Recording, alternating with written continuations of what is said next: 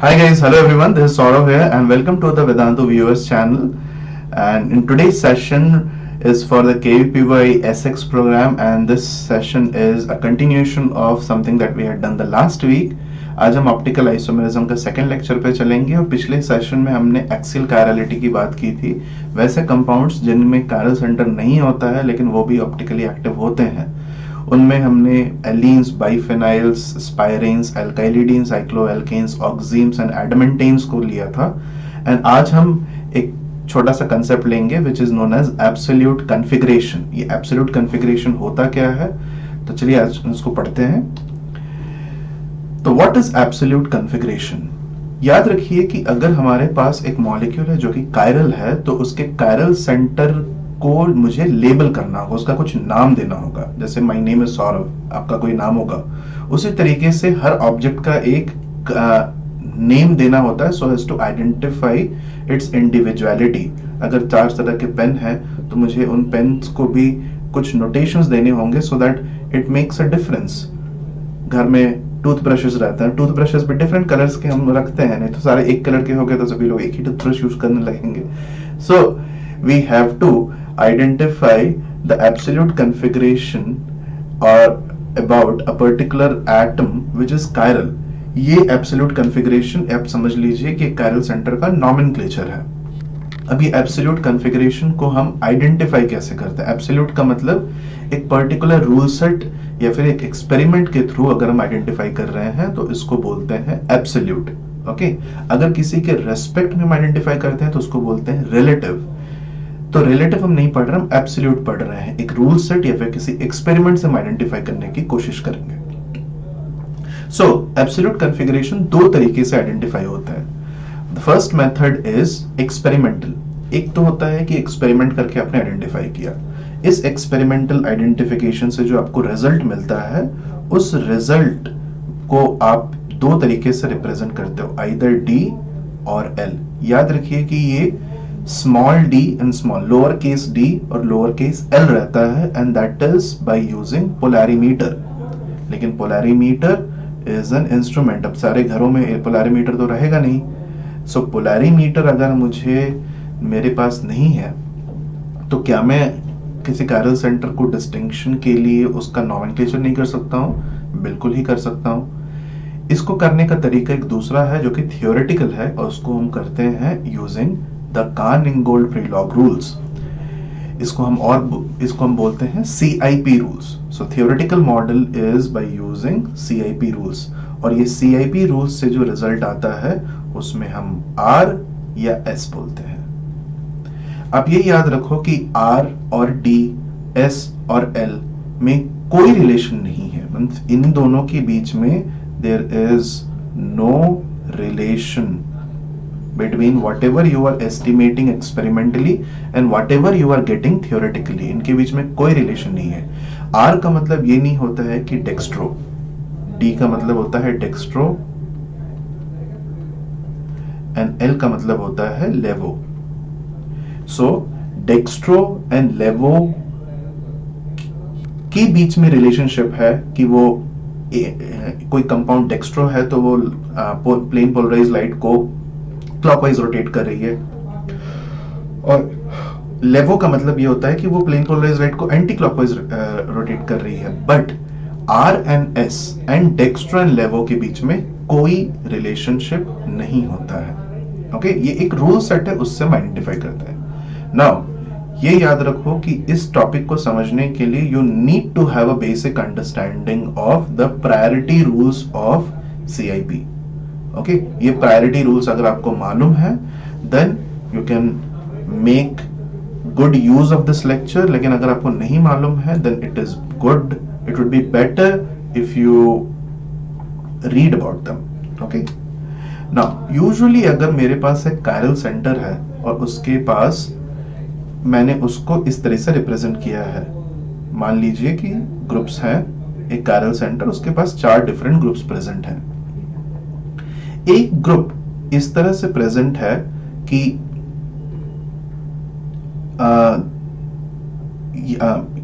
एक ग्रुप को अपने डैश बॉन्ड से रिप्रेजेंट किया है, एक को वेज से, और इसको नॉर्मल बॉन्ड से, रिप्रेजेंट किया आपने, इसको हम बोलते हैं फ्लाइंग वेज प्रोजेक्शन।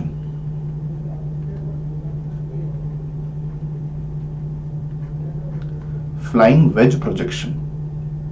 अब अगर मुझे यहां पे एब्सोल्यूट कॉन्फ़िगरेशन निकालना है तो तरीका बहुत सिंपल है। आप एज्यूम कीजिए कि आप एक ऐसी एक्सिस में प्रेजेंट हैं जिसमें कि फोर्थ प्रेफरेंस वाला जो ग्रुप है, फोर्थ मतलब लास्ट, फोर्थ का मतलब हाईएस्ट नहीं होता है, फोर्थ का मतलब लीस्ट प्रेफरेंस, लीस्ट प्रेफरेंस वाला ग्रुप आपसे अवे है।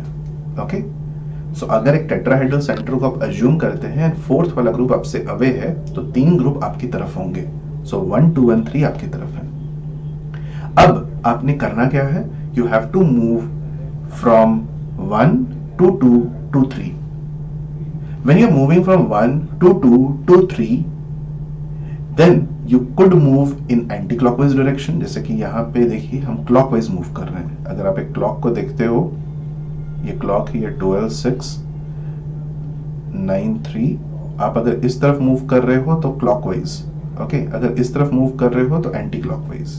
ये क्लॉकवाइज है, ये एंटी क्लॉकवाइज है।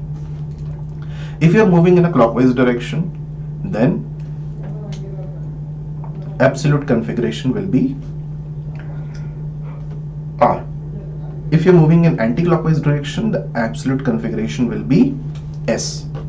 You have to understand that this is the way of making the assessment. But 1, 2, 3, 4 आप कैसे आइडेंटिफाई करोगे, इसके लिए आपको CIP रूल्स जानने होंगे। So this video is not about identifying CIP rules और not a discussion on CIP rules. This video is a discussion on the fact कि अगर आपको CIP रूल्स मालूम है, then how would you be able to identify absolute configuration. Okay, अब जैसे ये आप 4 के पीछे से आप देख रहे हो, ओके, सो 1, 2, 3, 4 के पीछे से देख रहे हो, 1 यहाँ पे, 2 यहाँ पे, 3 यहाँ पे। सो 1 से अगर मैं 2 आता हूँ और 2 से 3 जाता हूँ, so I am going from 12 to 3 through 9 and 6 and I'm going in anti-clockwise direction। so इसका एब्सोल्यूट कॉन्फ़िगरेशन हो जाएगा S। S का मतलब ये नहीं होता है कि लेवो रोटेटरी हो जाएगा, और R का मतलब ये नहीं होता है कि this will be dextro rotatory. So please try and understand that this is how the assessment is being done. Okay? चलिए, so let's move ahead. So this is, अब जैसे कि यहाँ पे 4 इधर है, आपको बस करना क्या है कि आप एक एक्सिस ड्रॉ कीजिए और 4 के पीछे बैठ जाइए। उस एक्सिस में इस तरह से देखिए कि 4 आपसे अवे दिख रहा है, एंड जब 4 आपको अपने से अवे दिखेगा तो 1, 2 and 3 में अगर if I move from 1, 2 and 3 and if I'm moving in this direction, then I will call it R. So what is the method? You have to keep the group with lowest preference away from you.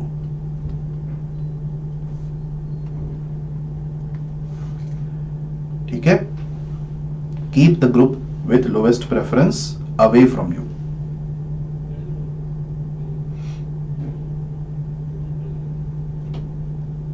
Understood? Now कभी कभी आपको ये दिखेगा कि group with lowest preference is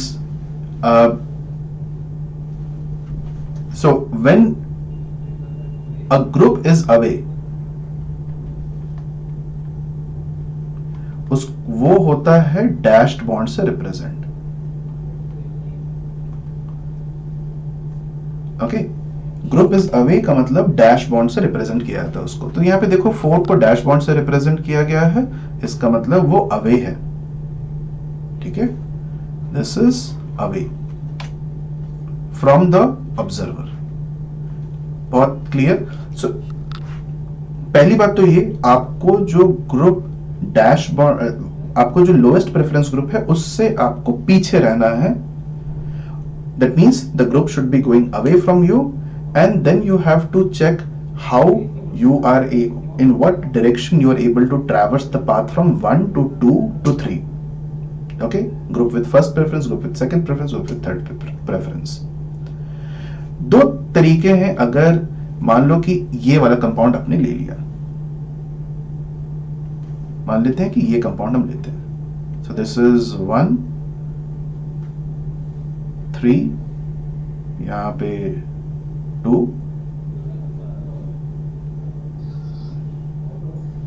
यहां पे 4 है।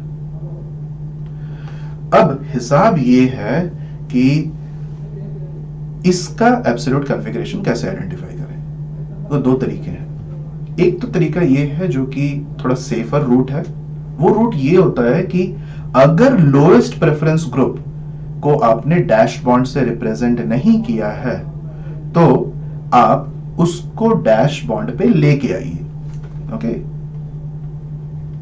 If group with lowest preference is not on dashed bond, then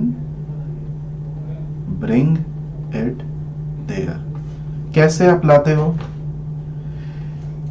अगर मुझे ये 2 को 4 को यहां पे लेके जाना है ना, ठीक है, अगर मुझे 4 को यहां पे लेके जाना है तो मैं क्या करूंगा कि I will try to do a certain kind of rotation about any of the bonds so that वो वहां चला जाए। जैसे कि आपने देखो ये एक्सिस ले लिया, 1 से कार्बन के बीच का 1 और कार्बन वाला एक्सिस ले लिया और इसको 120 डिग्री रोटेट किया। 120 डिग्री रोटेट करेंगे तो ये यहां जाएगा, ये यहां आएगा और ये यहां आ जाएगा। और देखिए 3 आ गया वेज पे, 4 आ गया डैश पे और 2 आ गया 3 पे। ओके, इसको आप काफी और तरीके से भी कर सकते हो। This is just one of the ways. Understood? मान लीजिए कि मैंने इसको ऐसे रोटेट किया कि 1 2 एंड 3 को मतलब अबाउट 3 रोटेट कर दिया 120 डिग्री से। Okay,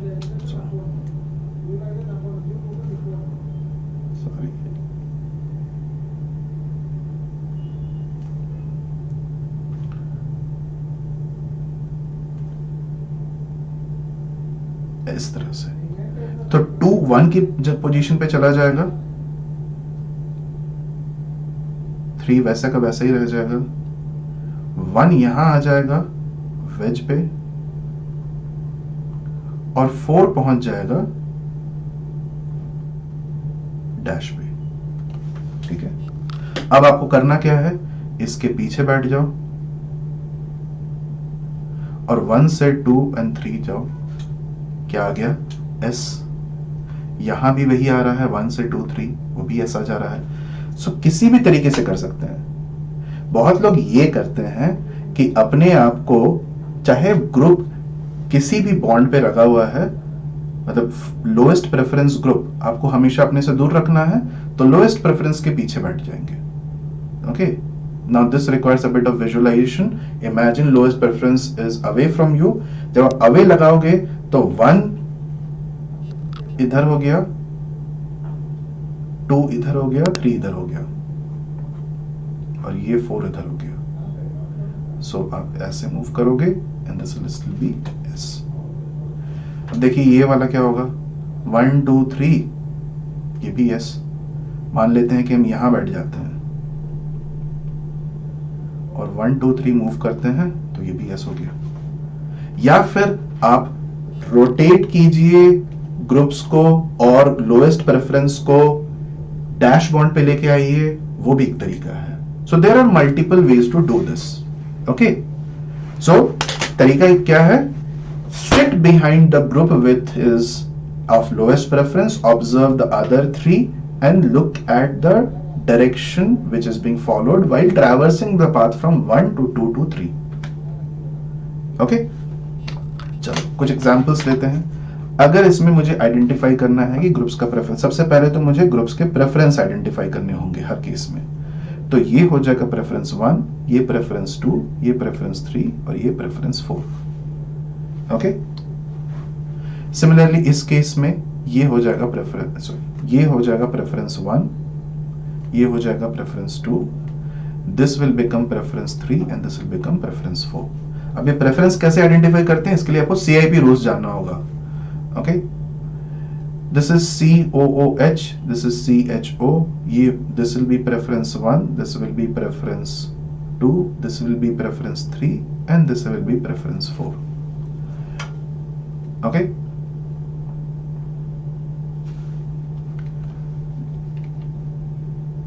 clear. इसके बाद वाले केस में हम क्या करेंगे कि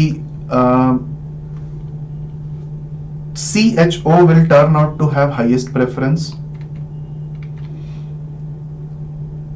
This will be preference 2, this will be preference 3, this will be preference 4. तो चलो ये वाले को एनालाइज करते हैं। आप ऐसा करो कि कार्बन ले लो, यहां पे 2 लगा दो, यहां पे 3 लगा दो, सॉरी, और यहां पे 1 लगा दो, और यहां पे कहीं 4 प्रेजेंट है। 3 के साथ डैश बॉन्ड है और 4 के साथ वेज है। आपने करना क्या है कि 4 के पीछे बैठ जाओ and then travels the part from 1 to 2 to 3। ठीक है, आप 4 के पीछे बैठ जाइए and then travels the path from 1 to 2 to 3। So 1 से 2 और 2 से 3 अगर मैं जाता हूं तो मैं क्लॉकवाइज मूव कर रहा हूं या फिर एंटी क्लॉकवाइज मूव कर रहा हूं। If I am moving in the clockwise direction then it will be R, and if I'm moving in anti-clockwise direction then I will be moving in S। ठीक है, so अभी आप जो देख रहे हो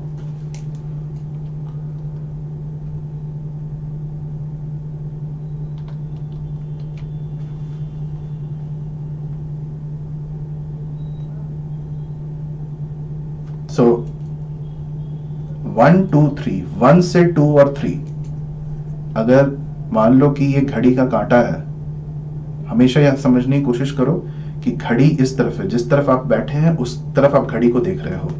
so this is your watch, ये 12 है, ये 4 o'clock और ये 8 o'clock, और इसके पीछे कहीं यहाँ पे 4th ग्रुप प्रेजेंट था।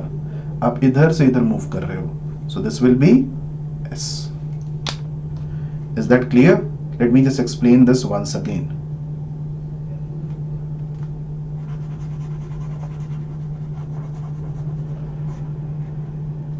Let me explain this to you with both the methods.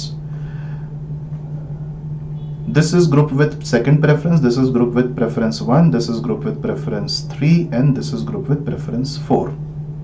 ठीक है, अब preference 4 वाले ग्रुप को अपने से दूर रख लीजिए। ये आप यहां पे हैं। preference 4 वाले ग्रुप को अगर आप अपने से दूर रखते हो तो ऐसा रहेगा, 2 यहां पे रहेगा, 1 यहां पे रहेगा और 3 यहां पे रहेगा। ठीक है, अगर आप इधर से देख रहे हो along this, then यही दिखेगा ना बेटा। So if I am able to observe this and 1 से 2 और 3 जाता हूं मैं, तो मुझे क्या मिलेगा? S। सिमिलरली अब यहां पे देखते हैं, ये 4th ग्रुप है, तो 4th ग्रुप के इसको मैंने ऐसे लिख दिया, 4, यहां पे 3, यहां पे 2 और यहां पे कहीं 1 है। ओके, 4th के पीछे बैठ जाइए।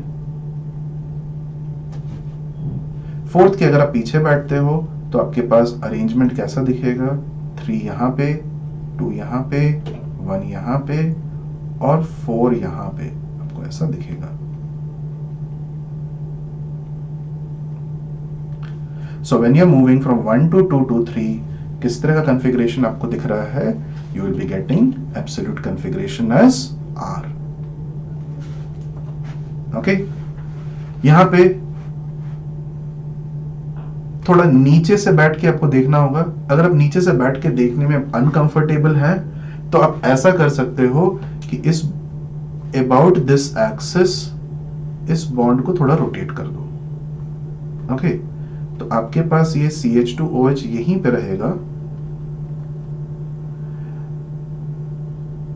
और किसने से रोटेट करना है? 120 डिग्री से। ओके, सो 3, 4 एंड 2 के पोजीशंस चेंज हो जाएंगे। 3 चला जाएगा कहीं यहां पे, 2 आ जाएंगे कहीं यहां पे,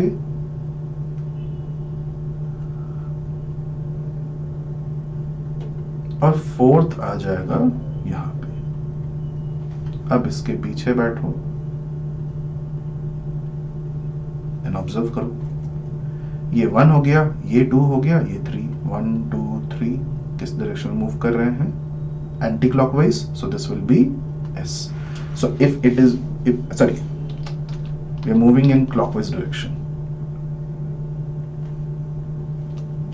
Okay, we are moving in clockwise direction. अगर हम clockwise direction में move करते हैं, just a moment, are we moving in anti-clockwise or clockwise?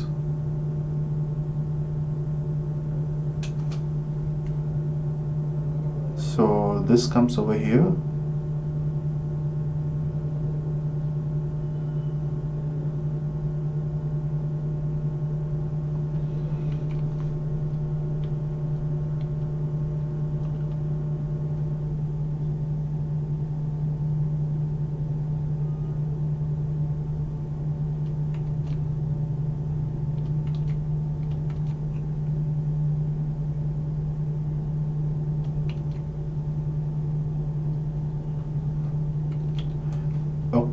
कि एक गलती हो गई कि मैंने इसको ये चेंज कर दिया है। Just a moment, this has been changed and that's the reason mistake हो गया यहाँ पे।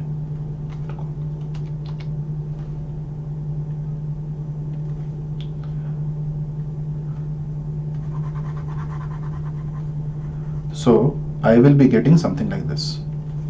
Okay, I'm very sorry for this. तो ये यहीं पे प्रेजेंट है, C double bond O, OH यहीं प्रेजेंट है, CH to OH यहां चले गए हैं,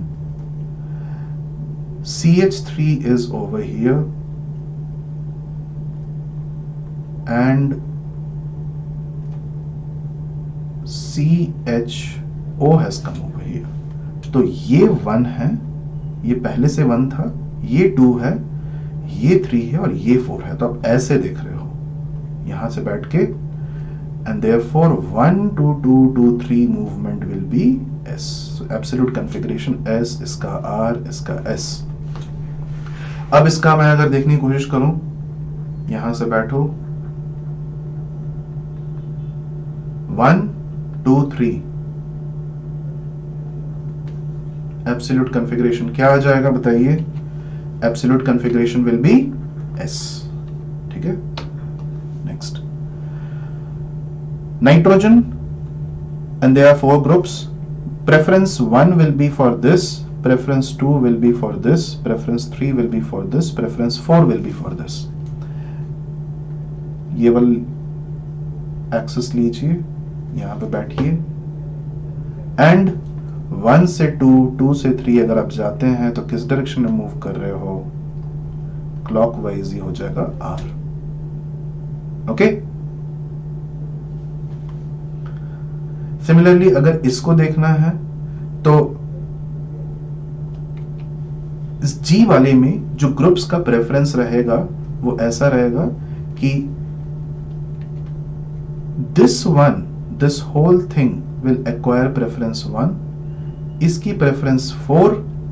अब ये जो 2 आर्म्स हैं, इन 2 आर्म्स में प्रेफरेंस ऐसा रहेगा कि the side which has a double bond and the side which has a double bond O, तो डबल बॉन्ड यहाँ पे ये दोनों पार्ट सेम है, यहाँ double bond C double bond C, यहाँ पे C डबल बॉन्ड O आ जा रहा है। सो जो C डबल बॉन्ड O वाला आर्म रहेगा उसको 2 दे देंगे और इसको 3 दे देंगे। ओके, अब मान लीजिए आप यहां से बैठ के देख रहे हो, somewhere from here. Okay, let me redraw this.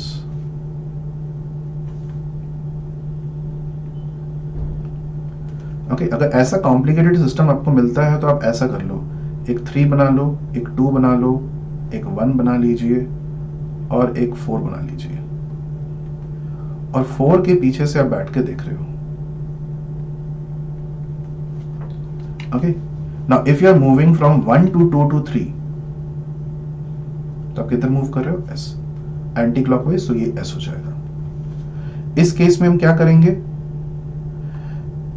एक सिंपल सा फंडा ये है कि आप इन दोनों को स्विच कर सकते हैं। अगर इन दोनों को आपने स्विच कर दिया, एक स्विच से ना जो आपका एब्सोल्यूट कॉन्फ़िगरेशन रहता है वो चेंज कर जाता है।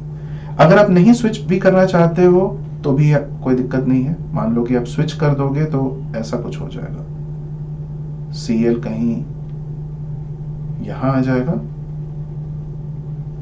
और H यहां चला गया। Now there is a double bond O, preference 1, preference 2, preference 3, इधर मूव कर रहे हैं हम क्लॉकवाइज, ये हो गया R। तो अगर आपने एक स्विच किया था, एक स्विच करने के बाद आपको ये मिल रहा है, तो original one must have been S। चलो ऑब्जर्व करते हैं, मान लेते हैं कि आप इसके पीछे से बैठ के देख रहे हो, ओके, मॉलिक्यूल के पीछे से बैठ के देख रहे हो, तो हाइड्रोजन आपको अपनी तरफ दिखेगा, क्लोरीन आपको अपने लेफ्ट में दिखेगा, उसके बाद आपको इस तरह का कुछ स्ट्रक्चर दिखेगा, ओके, हाइड्रोजन आपको अपने से दूर दिख रहा है, क्लोरीन इधर दिख रहा है, एंड यहाँ पे कोई डबल बॉन्ड। सो ये 1, ये 2, ये 3, ये उल्टा घूम गया, तो ये S हो गया। ठीक है, तो इसका एब्सोल्यूट कॉन्फ़िगरेशन S ही है। अब यहाँ पे दो चीजें हैं, यहाँ पे एक E एल्कीन है, ये तो डबल बॉन्ड है, this double bond is, so double bond में क्या करते हो, Z and E nomenclature use करते हैं। Z represents together, E represents opposite. So this is Z, this is E. According to CIP rules, Z की preference E से ज्यादा रहती है, OH को हाईएस्ट प्रेफरेंस देंगे, Z को सेकंड, इसको थर्ड, और ये हो गया fourth. For sake of simplicity आप इसको इस तरह से लिख सकते हैं, this is 4, this is 3, this is 2, and here we have 1। आप 4 के पीछे चले जाओ और 1 2 3 अगर आप मूव कर रहे हो तो in which direction are you moving? In which direction are you moving? सोचिए, अगर आप इनके पीछे से देख रहे हो तो यहाँ पे 1 है, यहाँ पे 2 है, यहाँ पे 3 है, और कहीं इधर 4 प्रेजेंट है। सो 1 से 2 से 3 आप आ रहे हो, क्लॉकवाइज ही मूव कर रहे हो, तो इसका जो एब्सोल्यूट कॉन्फ़िगरेशन हो जाएगा दैट विल बी R। ठीक है, ये कुछ चंद एग्जांपल्स मैंने लिए हैं, ऐसे काफी सारे एग्जांपल्स क्रिएट किए जा सकते हैं। आप प्लीज इसको यूज कीजिएगा अपने,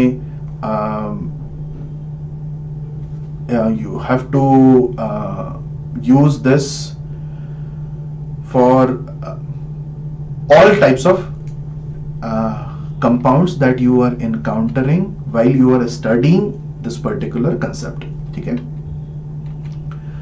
so चलिए let's move on to absolute configuration। अगर axial chirality किसी मॉलिक्यूल में है तो वहां पे हम absolute configuration कैसे आइडेंटिफाई करते हैं, ये और भी सिंपल है, काफी ब्यूटीफुल सा तरीका है। मैंने आपको पहले बताया है कि axial chirality is observed in certain chiral allenes, biphenyls में भी होता है, एल्काइलिडीन साइक्लोएल्केन्स में भी होता है, स्पाइरिन्स में भी होता है, ऑक्सीम्स में होगा, and you will observe that in adamantanes. So चलिए हम कुछ केसेस लेते हैं जहां पर कि हमें एक्सियल कायरलिटी को ऑब्जर्व करना है और एक्सियल कायरलिटी मुझे एब्सोल्यूट कॉन्फ़िगरेशन निकालना है। सो ये मान लीजिए एक एलीन है, ओके, एक कायरल एलीन है। इस कायरल एलीन को मैं ड्रॉ कर देता हूं। ये मान लो कि A इधर है, C, B, double bond C, double bond C, and यहां कहीं B है और यहां कहीं A है, ओके। ना देखिए, देखने का जो तरीका है, मैंने आपको बताया था कि कायरल एक्सिस होती क्या है। एक कायरल एक्सिस जो कि मॉलिक्यूल के बीच से पास कर रही है। सो आप एक कायरल एक्सिस ड्रॉ करो पहले, okay. First you have to draw a chiral axis. Next You put yourself as the viewer.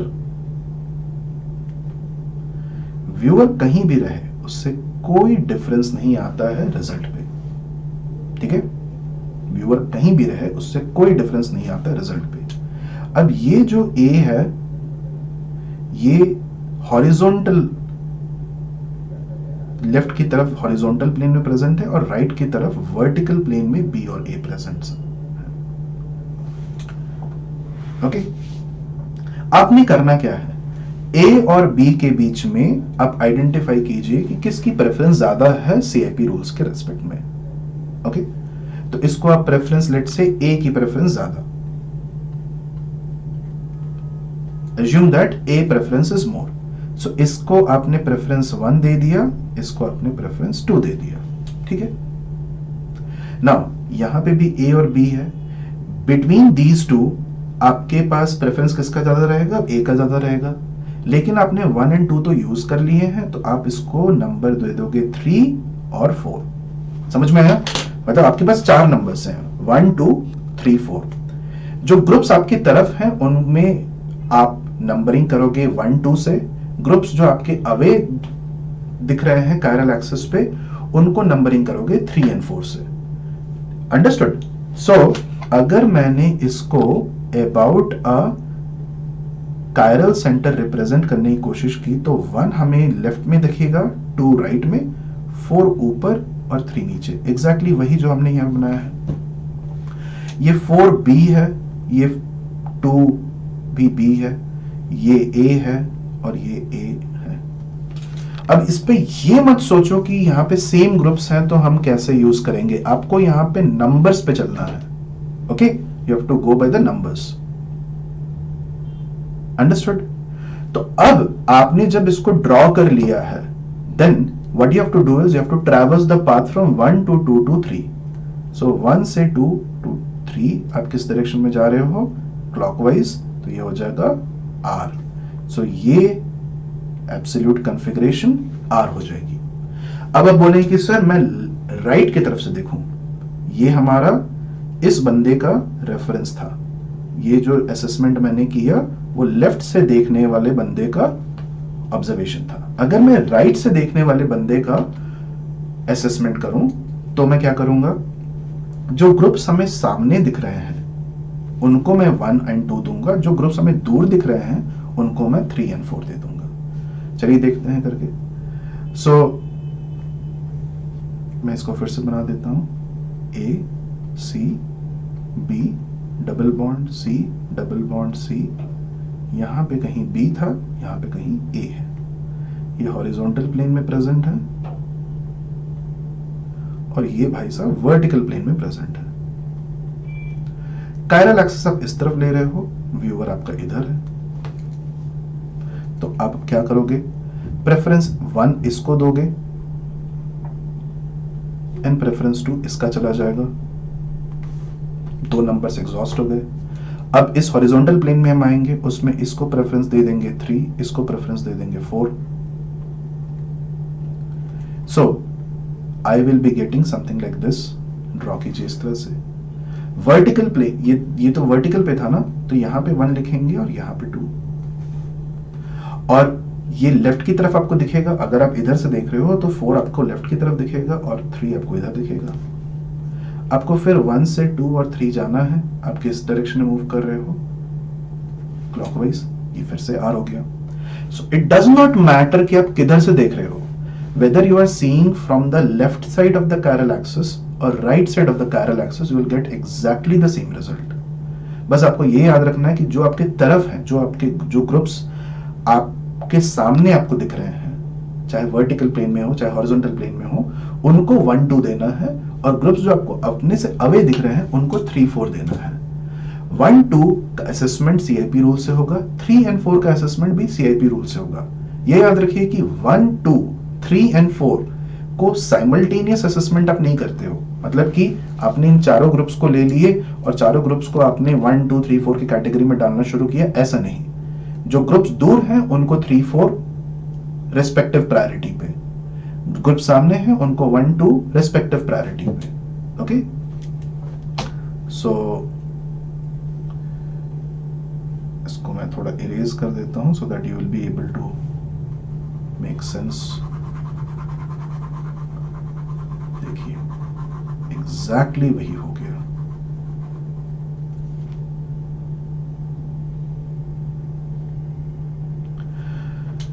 Viewer from the right hand side, ये RHS है और ये LHS है। राइट हैंड साइड से जो व्यूअर देख रहा है उसके लिए CH3 ऊपर आ रहा है, हाइड्रोजन नीचे। Hydrogen COH is coming on left और hydrogen is coming on right. So 1 2 3 अगर आप इधर से देख रहे हो, so you will be getting absolute configuration as R. ठीक है। आप अगर लेफ्ट से देख रहे हो तो भी आपको मिल रहा है वही। ये कंपाउंड्स दोनों सेम नहीं है, but this is to just clear the picture in front of you. चलिए देखते हैं दूसरे मॉलिक्यूल्स में। अगर मुझे इनको देखना है तो चलो मैं लेफ्ट से देखता हूं, viewer from left hand side. Okay, अब एक बात समझने की कोशिश करो, ये अगर वर्टिकल प्लेन में दिख रहा है तो ये हॉरिजॉन्टल, ये वर्टिकल हो जाएगा और ये हॉरिजॉन्टल होगा। I do not have to retreat कि ये हॉरिजॉन्टल कैसे है, इसके लिए आपको पहला वीडियो देखना पड़ेगा जो कि पिछले वीक आया था। So, अगर ये हॉरिजॉन्टल है, इन दोनों में ग्रुप का प्रेफरेंस क्या होगा, ये 1 हो जाएगा और ये 2 हो जाएगा। ओके, तो आप ऐसे ड्रॉ करो कुछ, 1 आपके राइट में है, 2 आपके लेफ्ट में है। अब इन दोनों में हम क्या नंबर्स यूज करेंगे, जो हमारे से दूर हैं उनमें 3 और 4 यूज करेंगे। 3 किसको देंगे, जिसकी प्रेफरेंस ज्यादा है, तो ये 3 हो जाएगा और ये 4 हो जाएगा। तो 3 नीचे की तरफ आ रहा है और 4 ऊपर की तरफ। अगर मैं 1 से 2 और 2 से 3 मूव करने की कोशिश करूं, so in which direction am I moving? मैं उल्टा मूव कर रहा हूं and therefore I am getting absolute configuration as S. अब चलिए मैं आपको इसको RHS से भी व्यू करके दिखा देता हूं। अगर मैंने RHS से देखा तो ये भाई साहब वर्टिकल में है, तो वर्टिकल में ऐसे रखो। अगर वर्टिकल में रखा गया है तो इसका प्रेफरेंस क्या हो जाएगा, 2, इसको मैं बोलूंगा 1। अगर मैं राइट की तरफ से देख रहा हूं, this is right, RHS is this, LHS is this. So if I am looking from the right, this group, these groups are towards me, so उनके लिए मैं नॉमेनक्लेचर 1 2 लूंगा। सो ये 1 हो जाएगा, ये 2, तो 1 नीचे की तरफ आ रहा है और ये 2 ऊपर की तरफ आ जा रहा है। ये हो जाएगा हमारे पास 3 और ये हो जाएगा 4। 3 किधर आ रहा है, 3 लेफ्ट में आ रहा है और ये 4 राइट में आ रहा है। तो 1 से 2 और 2 से 3 अगर आपने मूव किया तो फिर से आपको क्या मिल रहा है, S, जो कि यहां भी मिल रहा था मुझे। सो एब्सोल्यूट कॉन्फ़िगरेशन इसकी S है, चाहे आप राइट से ऑब्जर्व कीजिए चाहे लेफ्ट से ऑब्जर्व कीजिए। This is for spiranes. Alkylidene, cycloalkanes, left से ऑब्जर्व करना है अगर, तो चलो लेफ्ट से ऑब्जर्व करते हैं इसको। लेफ्ट से अगर मैंने ऑब्जर्व किया, then it will be given as 1, this will be given as 2। 1 2, ये हो जाएगा 1, सॉरी ये हो जाएगा 3 and this will B 4। 3 and 4, so 1 2 2 2 3 चला गया कैसा, क्लॉकवाइज या एंटी क्लॉकवाइज, इट्स क्लॉकवाइज। ठीक है, 1 से 2, 3 to 9 to 12 क्लॉक पोजीशन। अगर मैंने राइट हैंड साइड से ऑब्जर्व किया, RHS से ऑब्जर्व किया, सो ये क्या हो जाएगा, ये तो वर्टिकल लाइन पे प्रेजेंट है, सो दिस विल बिकम 1, ये हो जाएगा 2, ये क्या हो जाएगा 3 एंड ये हो जाएगा 4। ठीक है, और ये हमारे लेफ्ट में आएगा, ये आएगा राइट में। सो 1 से 2, 2 से 3 मुझे जाना है।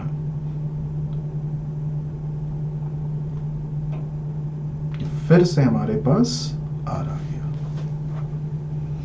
अंडरस्टूड? इसको मैं लेफ्ट से दिखाता हूं आपको। अगर मैं एलएचएस से ऑब्जर्व करूं तो दिस इज हॉरिजॉन्टल, तो ये प्रेफरेंस 1, दिस प्रेफरेंस 2, लिखिए ऐसा, प्रेफरेंस 1 राइट, प्रेफरेंस 2 लेफ्ट। ये वर्टिकल में है, OH की प्रेफरेंस ज्यादा रहती है लोन पेयर से, सो ये 3 हो जाएगा, ये 4, सो 1 से 2 to 3 it will become R। देखिए R ही आया है। ओके, चलो अगर एडमेंटिन्स में आप ऑब्जर्व कर रहे हो, method is again very simple. ये पार्ट हॉरिजॉन्टल प्लेन में प्रेजेंट है एंड दिस पार्ट, सॉरी,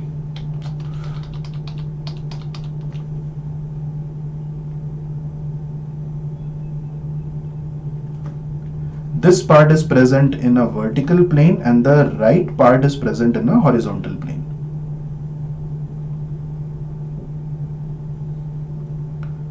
ये हॉरिजॉन्टल में है और ये भाई साहब वर्टिकल में है। ठीक है, अगर ये वर्टिकल में है, पोजीशन 1, पोजीशन 2, व्यूअर इधर से है, एलएचएस से देखते हैं, लेफ्ट हैंड साइड से देखते हैं, ये व्यूअर 1, ये व्यूअर के रेस्पेक्ट में ये 2 हो जाएगा।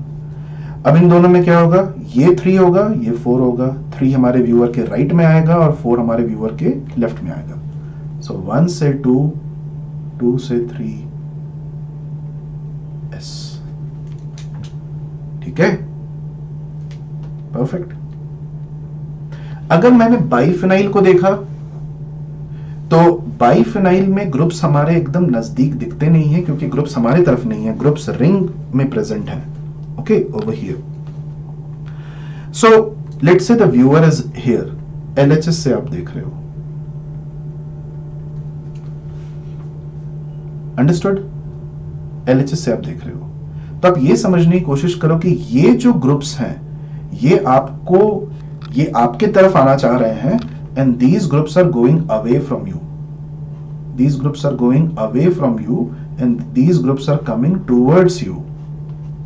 Okay, अगर रिंग्स को ऐसे एक दूसरे के साथ फ्यूज कर दिया जाता तो ये दोनों ग्रुप्स आपकी तरफ आ रहे होते और ये दोनों ग्रुप्स आपसे अवे जा रहे होते। सो मैं इन दोनों को हॉरिजॉन्टल पे रखूंगा।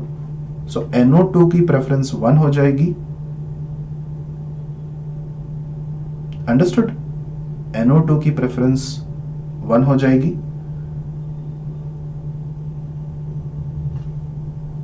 Just a moment. Okay, let's modify this assessment a bit. आप LHS से देख रहे हो, आपको जो रिंग में जिस तरह के ग्रुप्स पहले आपको दिख रहे हैं, means this ring is closer to you, तो उसमें जो ग्रुप्स है उनको ही आप 1 2 कीजिए। ये जो ग्रुप्स हैं उनको आप 3 4 करना। ठीक है, तो इनमें ये 1 हो जाएगा, ये 2 हो जाएगा, ये 3 होगा और ये 4 होगा। सो इसको आप इस तरह से रखोगे, ये 1, ये 2, this will B 3 and this will B 4। So 1 2 2 2 3 and this will B R। अगर आप लेफ्ट से देखो, सॉरी राइट से देखो, RHS से आपने अगर देखा तो ये the ring which is closer to you is this horizontal one and उसमें जो ग्रुप्स हैं उनके लिए आप 1 2 दोगे तो ये 2 हो जाएगा, ये 1 हो जाएगा। Okay, and 1 will be on your left, 2 will be on your right, this will B 3 and this will B 4, 3 will be downward and 4 will be upward, 1 2 2 2 3 क्या हो जाएगा, clockwise, and if it is clockwise it will again be R। Okay, चलिए कुछ examples लेते हैं। अगर मुझे इसको ऑब्जर्व करना है, फर्स्ट वन किधर से ऑब्जर्व करना मैं चाहता हूं, मैं कोशिश करता हूं कि मैं दोनों तरफ से आपको दिखा दूं करके। सो मैं LHS से पहले लेता हूं, एंड फिर मैं RHS से ले लूंगा.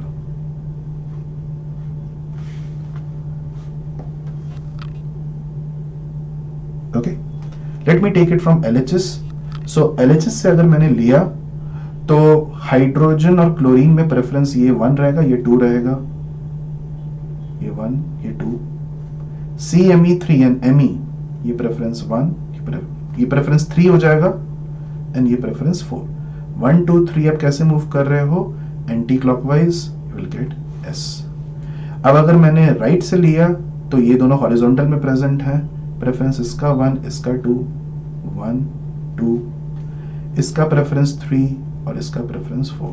Again 1 2 3 I am getting S. Okay, इसके लिए क्या हो जाएगा? Let me observe it from only the right hand side. तो मेरे पास, मेरे सामने ये रिंग है, इस रिंग में जो ग्रुप्स प्रेजेंट हैं, okay, this ring is towards me, the groups present NO2 and COH, this will be given preference 1, this will be given preference 2. इसको मैं 1 दे दूंगा, इसको 2 दे दूंगा. Okay, and this will be given preference 3 and this will be given preference 4. If I move like this 1 2 3, I will be getting S. ये भी S हो जाएगा. Is that clear?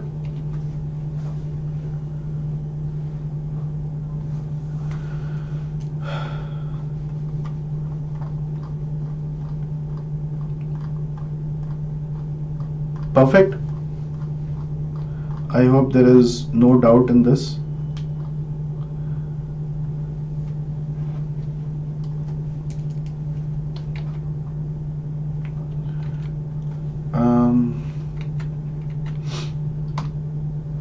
Let's move to 2.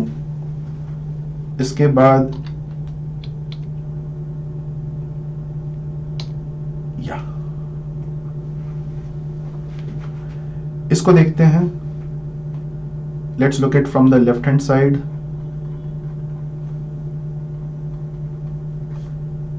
This is in vertical plane, ये vertical plane में present है और ये horizontal plane में प्रेजेंट है.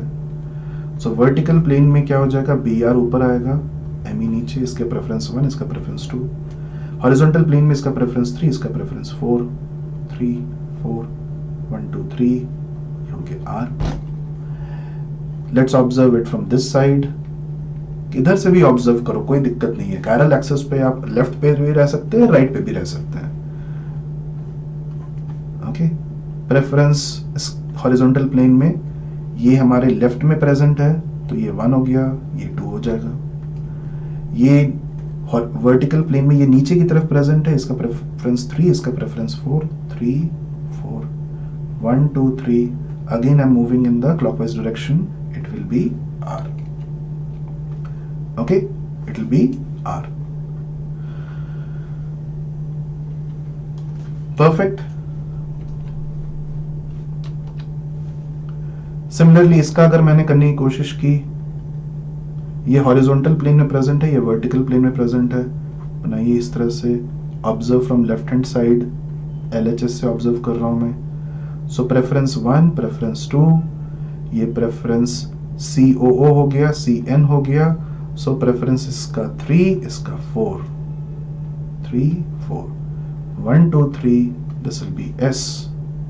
एंड इसमें भी आप इधर से ऑब्जर्व करो, ये हॉरिजॉन्टल प्लेन में है प्रेजेंट, ये वर्टिकल प्लेन में.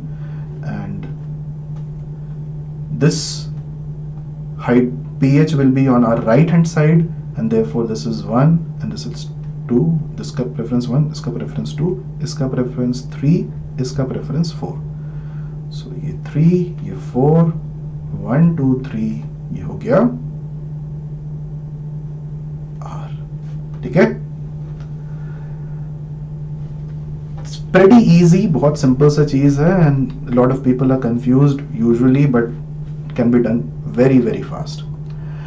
Please look at this question and इस क्वेश्चन का आंसर आपने मुझे भेजना है saurav.goswami@vedantu.com. आपको ये बताना है कि इसका एब्सोल्यूट कॉन्फ़िगरेशन क्या रहेगा. Okay, so I hope you enjoyed. This is the last thing for today. I hope you enjoyed today's session, and some messages which I keep giving you every time.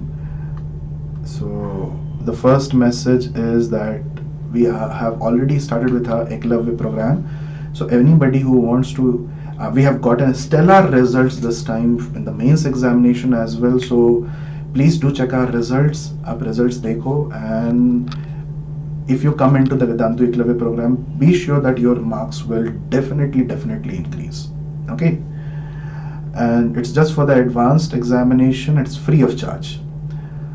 Any information regarding the topper board and the entry points are given on the topper notice board. 2022 aspirant should check this telegram channel. इसमें सारे entry points और क्या क्या question analysis है, ये सारी चीजें इसमें यहाँ पे पोस्ट की जाती हैं. 2023 aspirants can check this link which is given in the description box, and the description box is also having a link to link for the JEE 2024 aspirants. Okay, so with that, I, Saurav Goswami, take leave, and I hope you enjoyed this quick session to identify absolute configurations in molecules which do not have axial chirality and molecules which have axial chirality. So that's all for today. Let's meet in the next session, and next session में हम कुछ और advance चीजें करेंगे. So bye bye and have a lovely